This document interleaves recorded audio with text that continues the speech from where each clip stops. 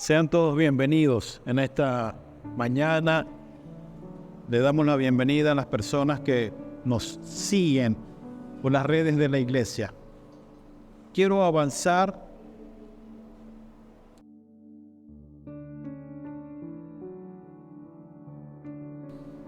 ¿Cuántos quieren comer torta? Ok.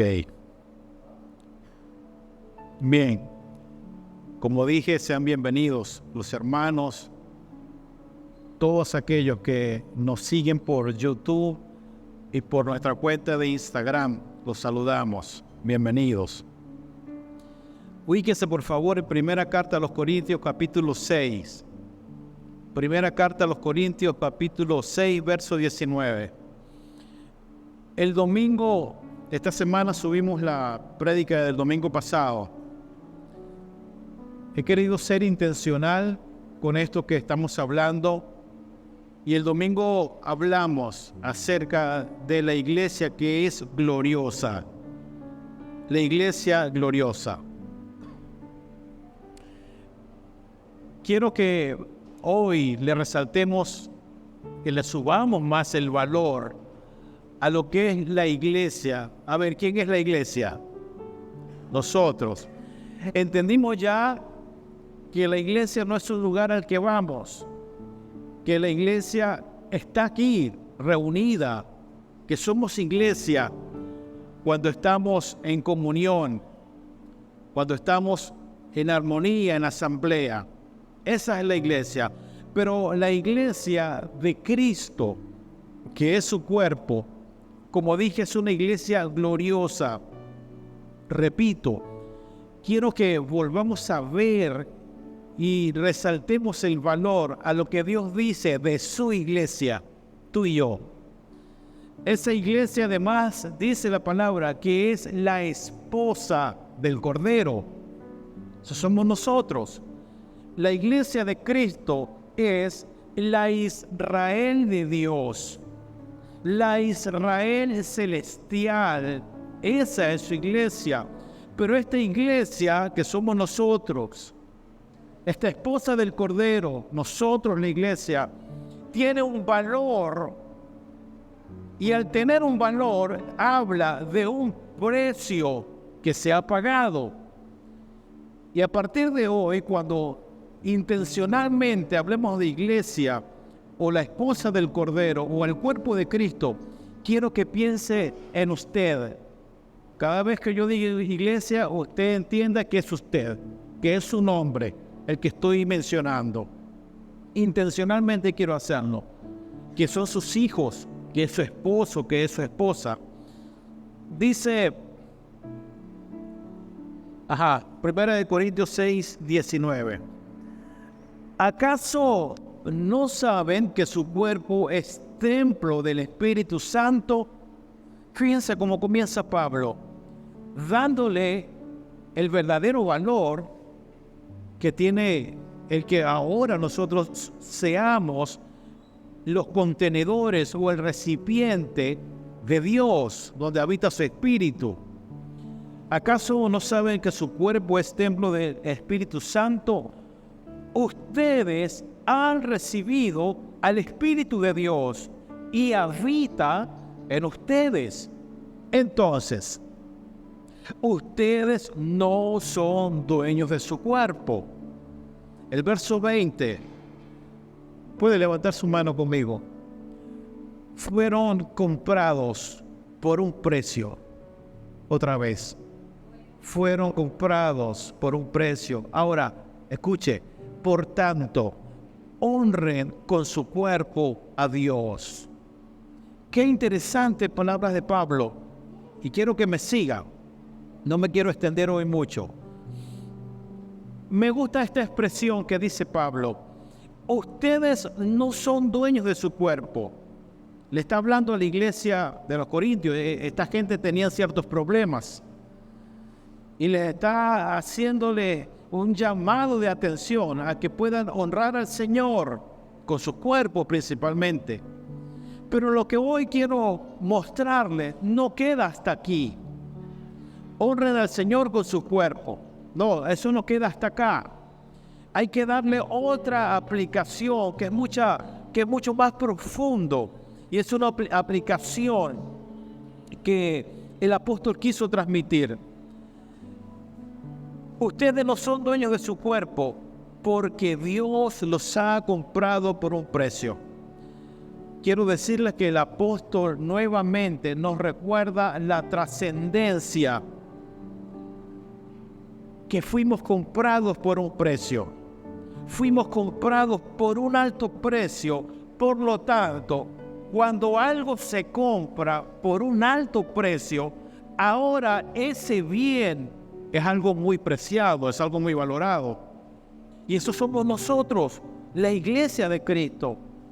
La iglesia de Cristo, cuando hablo, usted va en su mente a decir, ese soy yo, me están hablando a mí.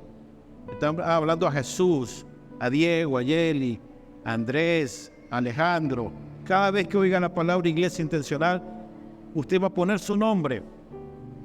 El apóstol nos recuerda que este gran precio es un alto precio el que se pagó, y ahora la iglesia es la posesión preciada de Dios. Para entender esto que habla el apóstol, el lenguaje de estos versos que leímos hace alusión al mercado de esclavos que antes habían, donde se compraban esclavos a un cierto precio. Estos esclavos, por supuesto, escuche esto, cuando eran comprados, ellos estaban obligados a obedecer y a responder a cualquier cosa que demandara su amo, el que los compró.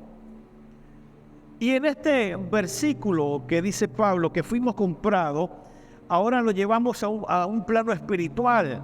Si en lo natural el esclavo estaba obligado a obedecer sí o sí. Ahora, en el plano espiritual, este servicio o esta servidumbre a Dios, diga conmigo, es voluntaria. ¿Cuántos están obligados aquí? Ninguno, ¿verdad? Ahora, esa iglesia que rindió su vida al Señor para que el Señor sea su amo, sea su rey, sea su Señor, sea el Kyrios, su Señor. Esa iglesia ahora voluntariamente está dispuesta y debe estar dispuesta a responder a lo que Dios le diga. Tiene que estar dispuesta a servir a su Señor. Ahora, ese precio que se pagó en la cruz a través de Jesús, el Cristo, ese Cristo ahora es tu Salvador, es tu Redentor. Y ahora es el Señor de la iglesia que fue comprada. ¿Cuántos entienden? Ahora, ese Señor que pagó, ¿cuánto pagó? Con su sangre. ¿Qué fue pagado? Todo, el Padre dio todo lo que tiene a su Hijo. Ahora, vean el valor. Si Dios dio lo único que tiene, lo de gran valor para el Padre, su Hijo, ahora veámonos en ese espejo. Si el Señor da todo lo que tiene a su Hijo por su iglesia, ¿cuánto vale la iglesia? Hermanos, no sabemos, es incalculable, no hay palabras. Y quiero que hoy se vea así, como una iglesia preciada para Dios. No tengo palabras para explicar lo que vale la esposa del Cordero, lo que vale usted como iglesia. Quiero que se vea así. Ha sido comprado por un alto precio, porque Dios ha comprado por un precio, la ha comprado. Esto nos habla que al ser comprado, nos redimió de todos nuestros pecados, nos perdonó. Ahora, la idea de ser redimidos o de ser perdonados, la redención, viene también de la plaza del antiguo, de los griegos. La palabra agorazo significa comprar o comprar en el mercado. Fuimos comprados, fuimos rescatados de un lugar donde antes éramos esclavos, de las tinieblas. Ahora, el Señor viene, se presenta y nos compra su iglesia. Esta idea de redención en el Nuevo Testamento hace hincapié en el precio que su Hijo, el Hijo de su amor, Jesús, tuvo que pagar por su iglesia. La palabra en el Antiguo Testamento para comprar, para redimir, era Gaal. La palabra Goel era el pariente redentor, el más cercano de una familia, el que tenía ese pariente, el que tenía la capacidad de libertar, de redimir a aquel pariente que estaba en dificultad. Hermanos, eso es Dios a través de su Hijo. Entrega a su Hijo para redimir a todos los que estábamos separados. Estábamos en grandes dificultades, separados de Dios. Y ahora el alto precio que se paga es para redimirnos, para aceptarnos en pecado que estábamos, no podíamos ser vistos por Dios. Pero ahora, por este precio, ahora somos aceptados en Él. Los judíos también utilizaban la palabra kofer, que significa el precio del rescate o el precio de la redención. Ahora, ¿cuán grandes son estas cosas? Qué bueno ha sido Jesús el Cristo, que nos redimió por su muerte. Y esto, por supuesto, va mucho más allá. Jesús, para sintetizar esto, Jesús nos compró en el mercado de esclavos y nos hizo permanentemente libres para Él. Nos compró en el mercado de esclavos para hacernos libres. Y al hacernos libres es para que jamás alguien vuelva a la esclavitud. Honren al Señor. Es decir, ustedes son libres, manténganse así, en esa posición. La persona redimida, ¿cuántos redimidos hay en esta mañana? Nosotros los redimidos, ahora estamos bajo un nuevo propietario y bajo una nueva administración.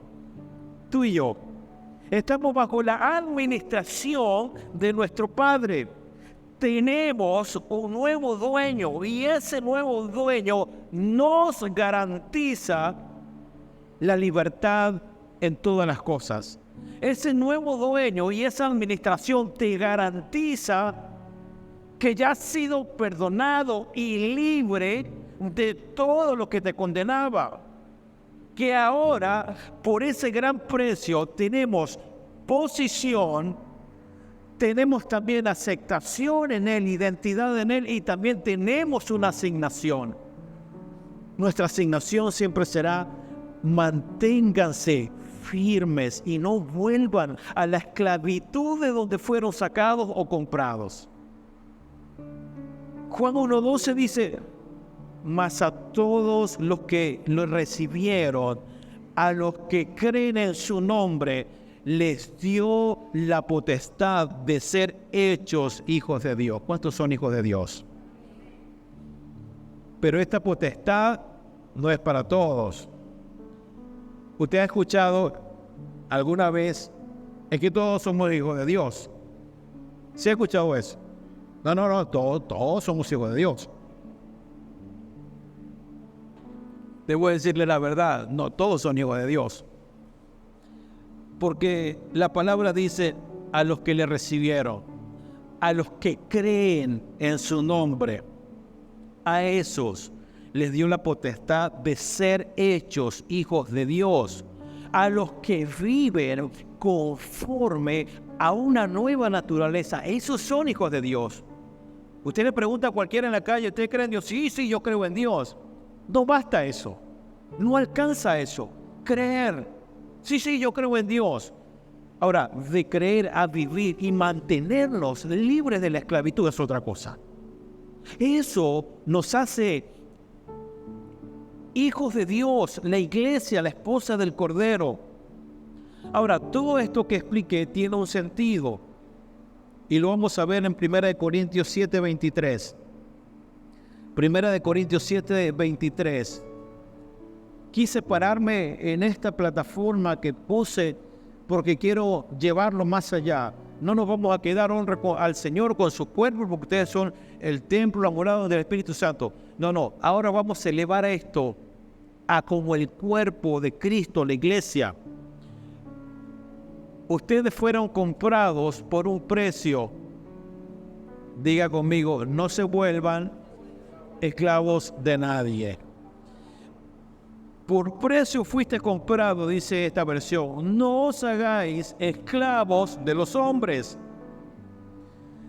Entendemos ya que honramos al Señor con nuestra vida, con nuestro cuerpo, como lo dije al inicio, que ahora nosotros somos la ofrenda, somos el sacrificio, el servicio racional para Dios. Y así vivimos todos los días. Entendemos esto, que debemos honrar a Dios con todo nuestro ser. Y la aplicación que debemos darle a por precio fuiste comprado, no os hagáis esclavos de los hombres, tiene un sentido. Y es que ese cuerpo ahora es la iglesia. Y esa iglesia ahora le pertenece al Señor. Si bien es cierto, no somos nuestros propios dueños, también es cierto que la iglesia no tiene dueños. Tiene un solo dueño. La iglesia, la esposa del Cordero, usted, su nombre, tiene ahora un dueño. Y ese dueño dice que usted le pertenece exclusivamente a él. Entendemos que cuando hablamos de exclusividad, es que Él es tu único Señor. Es que no podemos estar parados en dos aguas o en dos fundamentos, porque ahora todo es de Dios. Es que ya no puedo consentir dentro de mí otras cosas que no tenga que ver con Cristo y su reino. Entonces, la iglesia tiene un solo dueño. La iglesia no le pertenece a un ministerio. La iglesia no le pertenece a un apóstol. La iglesia no le pertenece a un pastor, a una organización o a una red apostólica. No, la iglesia le pertenece a aquel que la compró. Nuestra Biblia dice que su iglesia fue comprada a precio de sangre. Jesús. Nuestra Biblia no dice que la iglesia fue comprada por una organización. Por muy bonita que sea y por muy santa que sea, nuestra Biblia dice que tenemos un solo dueño, nuestro Señor. Que la autoridad sobre su iglesia la tiene el que la compró. Ahora, Cristo es la cabeza de esta iglesia gloriosa. Por lo tanto, su iglesia se somete a Él en todo. Si Cristo es el dueño, si Cristo es la cabeza, no habrá problemas en que podamos y tengamos que someternos o sujetarnos a Él.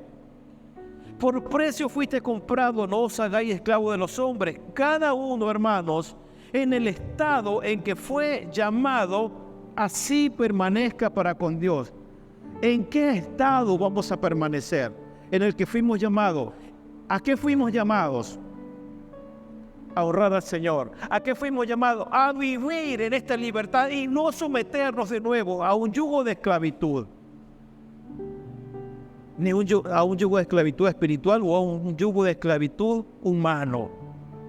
No significa que estamos aupando o criando un montón de rebeldes. No, yo no me someto a nadie, yo me someto a Dios. No. Cuando yo me someto al Señor, no tendré inconvenientes para reconocer en aquel que tiene autoridad por Dios.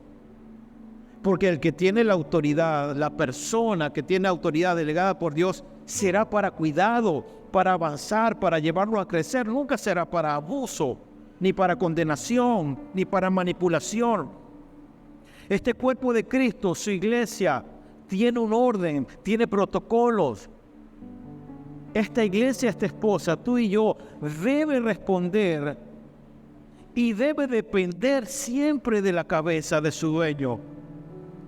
Esta iglesia gloriosa reconoce solamente a aquel que la alimenta.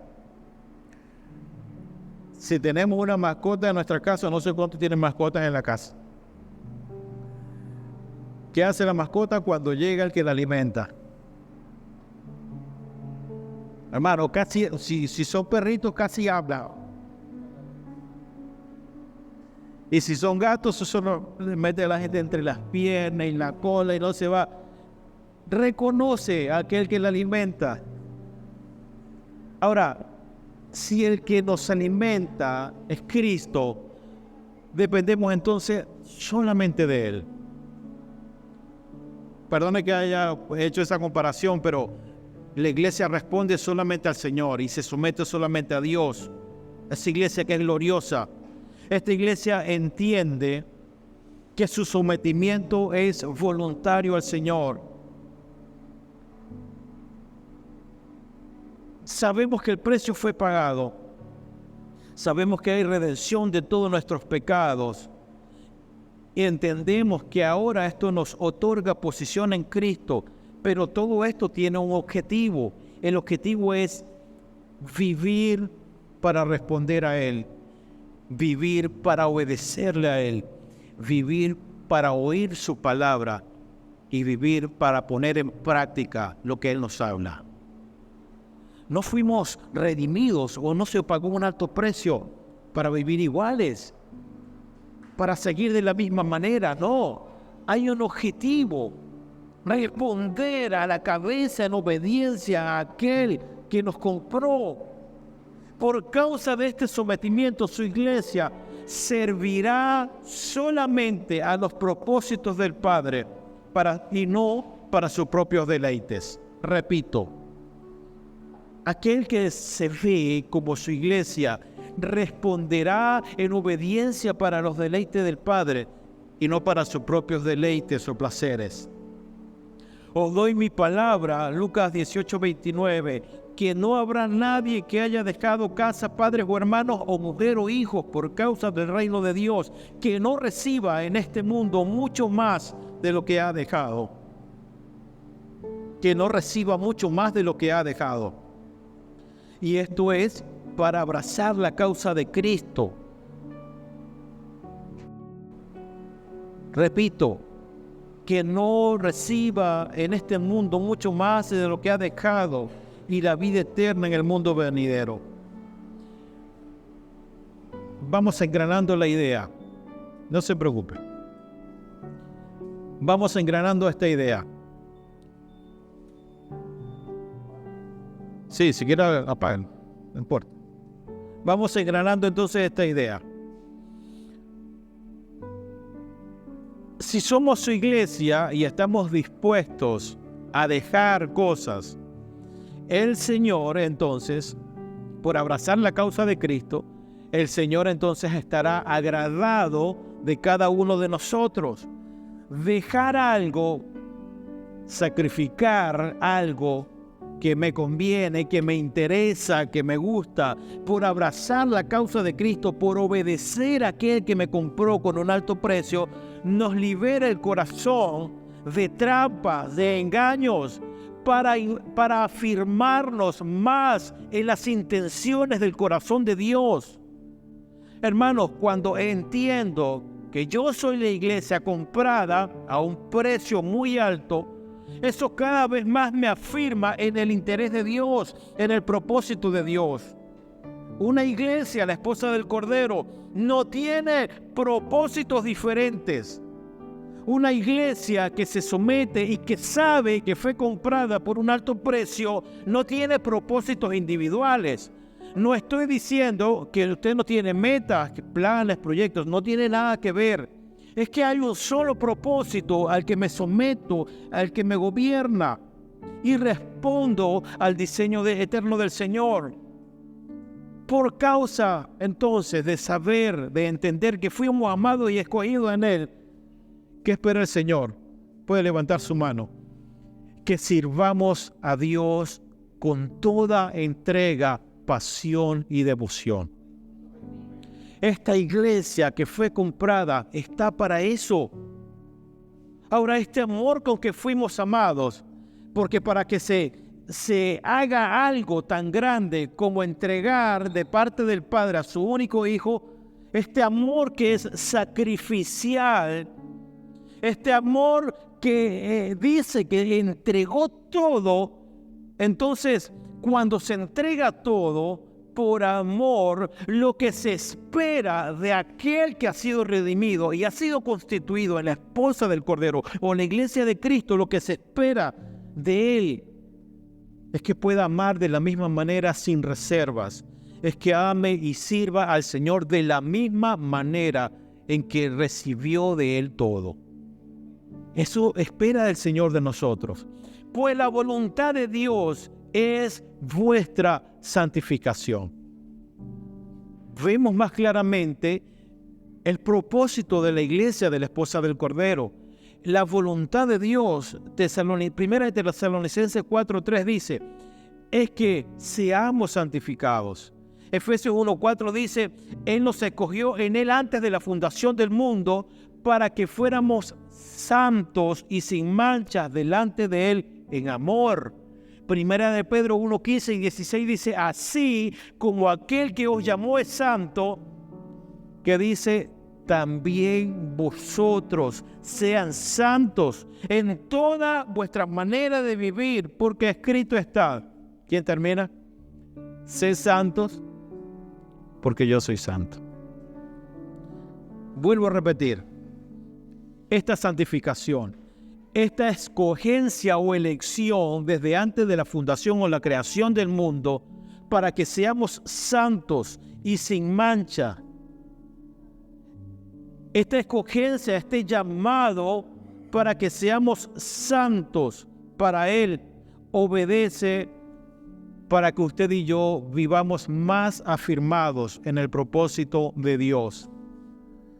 ¿Es posible la santificación? Claro, es una acción que lleva el Espíritu Santo. ¿Es posible vivir santo, como dice la palabra, sin mancha, sin arruga? ¿Es posible vivir en esta santidad como Él es santo, nosotros somos santos? Claro que sí es posible. Esto no es algo complicado o como lo decimos, no es algo que tengamos que hacer. Es que esta es una obra del Espíritu Santo que está llevando a cabo en nosotros. Esta santificación, repito, es una obra absoluta de Dios. Cuando esta obra de santificación, de ser limpiados, de estar sin manchas, de ser santificados, cuando esta acción es llevada por el Espíritu Santo, entonces, hermanos, nos vemos como lo que Dios dice, una iglesia gloriosa, una iglesia que es imparable además. Repito, esta obra la hace el Espíritu Santo de Dios, y cuando empieza a hacerla en nosotros, en consecuencia vivimos comprometidos con esto que está haciendo Dios en nosotros. Hermanos, cuando nosotros llegamos, cuando nosotros rendimos nuestra vida al Señor, todavía teníamos muchas cosas que practicábamos. ¿A cuántos les pasó? No levante la mano. Que empezó, no levante la mano. Que empezó a venir, a congregarse, rindió su vida a Dios. ¿A cuánto les pasó que todavía cuando salía de aquí tenía que luchar con muchas cosas de la antigua naturaleza? A todos nos pasó. Conocí mucha gente que rindió su vida al Señor, pero que seguía fumando cigarro. Conocí mucha gente que rindió su vida al Señor, pero seguía consumiendo tabaco o el chimó, no sé cómo lo dirán en otros países, pero tabaco. Entonces, cuando una persona dejó de hacerlo, cuando esa obra santificadora empezó a llevarse a cabo dentro de sí, cuando la iglesia se empeña, se basa o quiere llevar a los creyentes solamente, es que usted tiene que dejar esto porque ahora es evangélico. Cuando la iglesia se ocupa de gobernar externamente a los hermanos, puede lograrlo, es verdad. Pero esa persona en cualquier momento va a volver a practicar eso mismo, porque esta obra la lleva a cabo el Espíritu Santo de Dios dentro de la persona. Cuando volvemos a decir, no, yo no puedo hacer esto, yo no lo voy a seguir haciendo, porque es que no me hace falta, esto no me llena. Ahora soy esto en Cristo, y comienza el proceso en nosotros, que eso mismo hará que los cambios que tenemos que hacer comiencen a suceder solos, dados por el Señor, por supuesto. El problema está en que dejamos de verlo así, como una iglesia santificada, como una iglesia comprada a precio, por amor. Esta iglesia santificada que estoy aquí, ¿cuántos dicen amén? Hermanos, a esta iglesia no le hace falta nada porque está completa en Cristo. El asunto está en que cuando tú sacas la mirada de esto que sucedió en ti, cuando sacas la mirada de Cristo, comenzamos a ver la iglesia, o peor aún, comenzamos a vernos a nosotros mismos desde un punto de vista humano, empezamos a vernos nuestros errores. Ese ha sido el problema, vernos desde nuestra mentalidad y no desde la mente de Cristo como ve su iglesia. Cuando nos vemos desde lo que creemos nosotros, entonces comenzamos a vernos que nos hace falta mucho, que parece que ese estar completos como que no ha sido llevado a cabo dentro de nosotros. Repito, esta iglesia está santificada y no le hace falta nada. Por favor, dígame amén. Voy cerrando con esto. Repito, la iglesia gloriosa, nosotros, a esta iglesia no le hace falta nada. ¿Cuántos lo creen? No nos hace falta nada. ¿Sabe por qué? Porque esta iglesia, que es perfecta según Dios, según el precio de la cruz y según lo que hizo en nosotros, es una iglesia perfecta, es una iglesia radiante, es una iglesia que Él la ve sin mancha, sin arrugas, es una iglesia, es la esposa que Él ve sin imperfecciones. Por lo tanto, a esta iglesia no hay nada que reprocharle. Porque así la ve el Señor, porque así la ve el que la compró. Voy cerrando con esto. Romanos 8:5. Acompáñame ahí, por favor, si tiene su Biblia.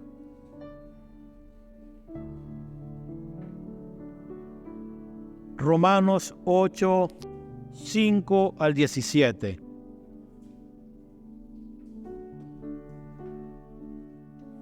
Romanos 8:5 al 17. Me dice amén, por favor, cuando lo tenga. Bueno, todos lo tenemos. Dice, yo voy a leer esta versión, me sigue con la suya. Los que viven conforme a la carne, fijan la mente en los deseos de la carne. Claro, quien vive así no es la iglesia del Cordero. Romanos 8:5. En cambio, aquí venimos nosotros. Los que viven conforme al Espíritu fijan la mente en los deseos del Espíritu. El verso 9. Sin embargo, ustedes no viven según la carne, según lo que otros viven. Dice la palabra, ustedes no viven así. ¿Por qué? Hemos sido amados, perdonados, tenemos una nueva naturaleza, una nueva vida. Sin embargo, ustedes no viven según la carne, sino según el Espíritu. Verso 14. Puede levantar su mano, por favor, porque todos los que son guiados por el Espíritu de Dios, esos son hijos de Dios. Nosotros. Porque todos los que son guiados por el Espíritu de Dios, esos son hijos de Dios. Porque todos los que se ven amados, comprados por un alto precio, porque todos aquellos que se ven completos en Cristo, esos son los hijos de Dios. Verso 15. Y ustedes no recibieron un espíritu que de nuevo los esclaviza al miedo, sino que han recibido el Espíritu que los adopta como hijos y les permite clamar Abba Padre. Verso 16 de Romanos 8. El Espíritu mismo asegura a nuestro espíritu que somos hijos de Dios. Tremendo. El Espíritu que ya fue derramado en nosotros nos asegura, sí, somos hijos de Dios. El problema es que en determinadas situaciones pareciera que no fuéramos hijos de Dios. Y no nos vemos así por determinadas cosas que nos suceden. Pero quiero invitarlo a que no pueda perder de vista lo que dice la palabra. El Espíritu en nosotros nos asegura, somos hijos de Dios. Por causa de ser intencional con esto y del valor que tiene la iglesia, por favor, quiero que no se mida ni se vea. Es verdad que siempre lo digo, pero es necesario repetir y repetir para que esto se convierta en una verdad en nosotros. Por favor, no se vea ni se mida por las carencias o deficiencias que usted tiene, o lo que es lo mismo, por los errores o por los malos aciertos o por errar al blanco. Quiero que se convenza el Espíritu que ya está en nosotros, te hace hijo de Dios, y eso somos, hijos de Dios. El Espíritu mismo asegura a nuestro espíritu que somos hijos de Dios, verso 17. Y si somos hijos de Dios, somos herederos, herederos de Dios y coherederos con Cristo. Pues si ahora sufrimos con Él, también tendremos parte con Él en su gloria. ¿Se puede poner de pie, por favor?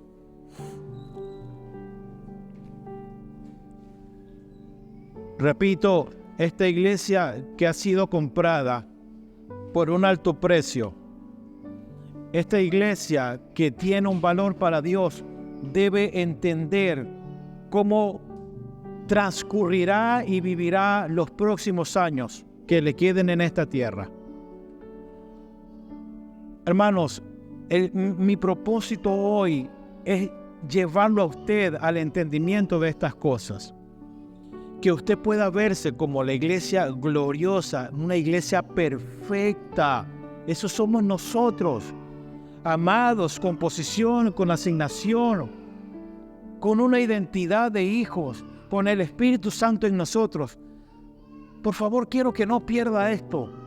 Por cualquier situación que usted seguramente mañana o los próximos años vaya a atravesar, no pierda esto que ya Dios hizo por nosotros y para nosotros. Somos su iglesia, somos su esposa, la esposa del Cordero, la iglesia gloriosa. Yo dije hace algunos meses, cuando hablábamos de la esposa del Cordero, lo que pasa es que eso para nosotros a lo mejor no nos dice mucho, pero la esposa del Cordero en los tiempos de Jesús tenía un alto significado. Cuando una mujer era desposada, era novia, era desposada, automáticamente esa mujer quedaba comprometida con el que iba a ser su esposo. Esa mujer, su vida iba, antes de casarse, iba a transcurrir como si ya estuviera casada. Era tan serio el compromiso que ella no podía mirar a otros. Ella se tenía que guardar con quien se había comprometido. No es como ahora, que algunos están probando nada más para ver si le funciona y pasan años, no, estoy probando. Y cuando se cansó, no me gustó, no nos llevamos bien y chao. Cuando hablamos de la esposa del Cordero, cuando hablamos de esta iglesia gloriosa que está desposada, esta iglesia comprometida vive así para su Señor, para el esposo. Usted ha sido marcado como la iglesia gloriosa de Cristo. ¿Lo merecíamos? No merecíamos tanto, pero Dios quiso. Dios es soberano y quiso marcarnos como la iglesia gloriosa. Por lo tanto, les recuerdo, usted como iglesia gloriosa está completa, está plena, porque ahora le pertenece al Hijo de Dios. Esa es tu posición en Cristo. He sido intencional porque quiero que otra vez volvamos a ver esto y que le asignemos más valor. Soy la iglesia. Soy parte de este cuerpo maravilloso, el cuerpo de Cristo. Por lo tanto, viviré así, me conduciré así, daré ejemplo y testimonio de esto. Es el propósito, hermanos, en esta mañana de esta palabra. Veámonos de esta manera, conduzcámonos de esta manera, no perdamos esto por nada creado de la tierra. Que tus intereses personales no te separen de esto, del interés de Dios, de lo que te hizo ya para Él. Que no nos separe nada, ni las necesidades, ni las alegrías, ni las pérdidas, ni nuestras tristezas o decepciones. Que no nos separe nada de esto, de lo que ya somos en Cristo, su iglesia, hermanos. Repito, esta iglesia fue comprada con un alto precio. Ya entendimos eso. Véase así, viva así, porque es lo que Dios quiere. Señor, te damos gracias hoy. Te agradecemos por cada cosa que nos has hablado, por tu palabra. Gracias, porque ha sido tu intención el llevarnos a ver esto claramente. Oramos, Señor, para no ser sacados de esta posición que tenemos en tu Hijo. Que esta palabra dé un resultado extraordinario en cada uno de nosotros, en cada persona que pueda tener contacto con este mensaje, con esta palabra que viene de ti. Ayúdanos a vivir de esta manera, Señor. En el nombre de Jesús. Amén.